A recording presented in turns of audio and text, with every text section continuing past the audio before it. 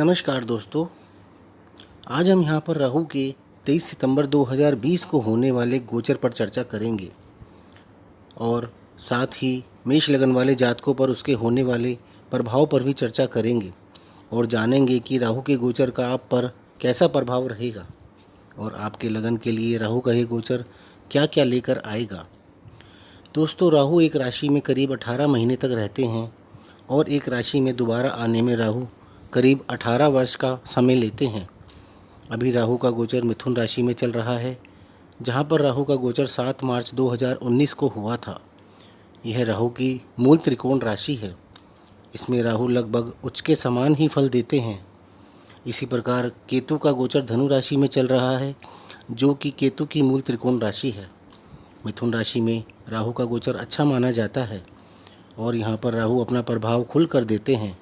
यदि किसी की जन्म कुंडली में राहु बहुत ही अच्छी स्थिति में है तो उसे अचानक से इतना दे देंगे कि वह सोच भी नहीं सकता, और यदि किसी की कुंडली में राहु अशुभ स्थिति में है तो उसे ऐसा कर देंगे कि वो राहु की दशा अंतरदशा में सड़क पर भी आ सकता है। जैसे कि जुए में कोई व्यक्ति एक ही दिन में अपना नुकसान कर देता है। कोई तो अपना घर या दुकान तक दांव पर लगा देते हैं और हार जाते हैं। आजकल के समय में कितने ही लोग मैच पर सट्टा लगाते हैं और हार जाते हैं, और जो जीतते हैं उनकी जन्म कुंडली में निश्चित ही राहु की स्थिति अच्छी होती है। राहु केवल बुरा ही नहीं करते, कितने ही लोगों को उन्होंने रातों रात अमीर बनाया है। जिनके पास कुछ नहीं था उनको राहु ने बहुत कुछ दिया है, उसे धरती से आकाश पर बिठाया है। और घमंड में जी रहे कितने ही लोगों को अपनी दशा अंतरदशा में आकाश से धरती पर भी बिठाया है। राहु शनि के समान फल देते हैं, जबकि केतु मंगल के समान फल देते हैं। राहु की महादशा 18 वर्ष की होती है। जिनकी कुंडली में राहु शुभ स्थिति में है और उनकी राहु की महादशा शुरू हो गई है, ऐसे लोगों को राहु ने राजनीति, फिल्म इंडस्ट्री और कितने ही बड़ी बड़ी फील्ड में बहुत ऊंचे ऊंचे मुकाम पर पहुंचा दिया है। आप नेताओं, फिल्म स्टार्स की कुंडली खोल कर देखिए, ज़्यादातर की कुंडली में राहु शुभ स्थिति में है और उनकी लाइफ सेटल की स्टेज पर ही उनको राहु की महादशा भी मिली है और वो चढ़ते ही चले गए हैं। आज कई लोग देश की नामी हस्तियों में भी शामिल हैं। इसके अलावा राहु गंभीर बीमारियों के भी कारक होते हैं। शरीर में उदर रोग व कैंसर की गांठ व तरह तरह के इन्फेक्शन का कारक भी राहु ही होते हैं।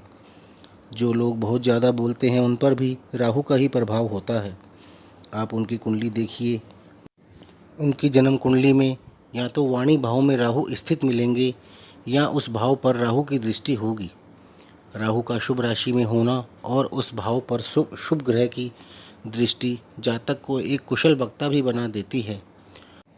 और राहु का गलत राशि में होना या बुरे प्रभाव वाले लोग उल्टा बोल बोल कर अपना नुकसान पे नुकसान करते रहते हैं।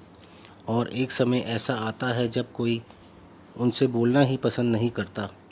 अंतरिक्ष की ऊंचाइयों पर पहुंचने वाले यात्रियों व अंतरिक्ष इंजीनियर की कुंडली में राहु बहुत ही शुभ स्थिति में होते हैं, क्योंकि राहु ऊंचाइयों के कारक हैं। एरोप्लेन उड़ाने वाले पायलट और उनके सहकर्मी व एयर होस्टेस की कुंडली में भी राहु बहुत ही शुभ स्थिति में होते हैं, क्योंकि ये लोग भी अपना कार्य आसमान की ऊंचाइयों पर ही करते हैं। हम ऐसे भी कह सकते हैं कि जन्म कुंडली में राहु अच्छी स्थिति में होता है, ऐसे जातक ही इंजीनियर, अंतरिक्ष यात्री, पायलट व एयर होस्टेस तथा एक अच्छे पॉलिटिशियन बन सकते हैं। एक अच्छा पॉलिटिशियन बनने के लिए भी आपका राहु अच्छा होना बहुत ज़रूरी है। एक अच्छा वक्ता होना बहुत ज़रूरी है, और जो एक अच्छा वक्ता होता है वही एक अच्छा पॉलिटिशियन भी हो सकता है। राजनीति में सूर्य का भी रोल होता है, किंतु सूर्य सत्ता का, सरकार का कारक है। राजनीति में होना और सत्ता में होने में या सरकार के होने में फ़र्क होता है। आपके परिवार में जो भी बुज़ुर्ग व्यक्ति होते हैं, जैसे आपके दादा या दादी, भी राहु के ही प्रतीक हैं। आपको उनकी जितना हो सके सेवा करना चाहिए। इससे आपकी कुंडली में राहु की स्थिति सुधरती है। आपकी कुंडली में जब भी राहु की दशा या अंतरदशा आती है, इसमें आपको गंगा स्नान करने का भी अवसर प्राप्त होता है। ऐसा कहा जाता है कि राहु की दशा में जातक को तीर्थ यात्राएं करने का अवसर भी मिलता है।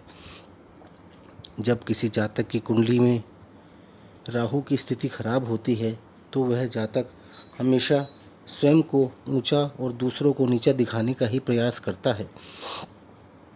उसकी बातों में ज़्यादातर दूसरों की बुराइयां ही शामिल होती हैं। ऐसे जातक में धर्म में रुचि कम होती है और दिखावा ज़्यादा होता है। ऐसे जातक अपने आगे किसी की नहीं चलने देते। ऐसा कहा जाता है कि राहु की स्थिति ही हमारे पिछले जन्म के फलों का निर्धारण भी करती है, क्योंकि राहु की स्थिति से ही हम ग्रहण दोष, पितृदोष व काल सर्प दोष का भी निर्धारण करते हैं, जिसके हमें समय रहते उपाय भी कर लेने चाहिए। अन्यथा यह दोष हमें लंबे समय तक परेशान करते हैं और फिर इसके उपाय भी लंबे समय तक करने पड़ते हैं। किंतु यह ठीक होते होते आप अपने कार्यक्षेत्र व जीवन के कई तरह की परेशानियां झेल चुके होते हैं। इसलिए आपके बच्चों की कुंडली में यदि पितृदोष, ग्रहण दोष या काल सर्प दोष है तो इसका उपाय आपको पहले ही कर लेना चाहिए, जिससे कि आपके बच्चों को जीवन में परेशानियों का सामना ना करना पड़े। राहु का गोचर 23 सितंबर 2020 को मिथुन राशि से वृष राशि में होने जा रहा है। वृष राशि के स्वामी शुक्र हैं और शुक्र सुंदरता, भोगविलास, राजसी ठाठ, यौन संबंध, आभूषण, बहुमूल्य वस्तु, डांस, म्यूजिक, एक्टिंग के भी कारक हैं। शुक्र को दैत्य गुरु भी कहा गया है। राहु इस राशि में उच्च के होते हैं और हर कार्य बिल्कुल फ्री होकर करते हैं। शुक्र के पास 64 कलाओं का स्वामित्व भी है, इसलिए राहु इस राशि में अपनी सारी कलाएं रचकर भी अपने भाव से संबंधित फल जातक को कैसे भी करके अवश्य देते हैं। यानी कि राहु का वृष राशि में गोचर कई जातकों के लिए बहुत ही शुभ रहने वाला है तथा उनको सभी प्रकार की सुख सुविधाएं भी प्रदान करेगा। राहु और केतु हमेशा वक्री रहते हैं, यानी कि उल्टा चलते हैं।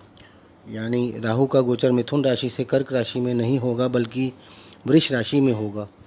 इसी प्रकार केतु का गोचर धनु राशि से मकर में ना होकर वृश्चिक राशि में होगा। जिस प्रकार वृष राशि में राहु उच्च के होते हैं, उसी प्रकार वृश्चिक राशि में केतु भी उच्च के होते हैं।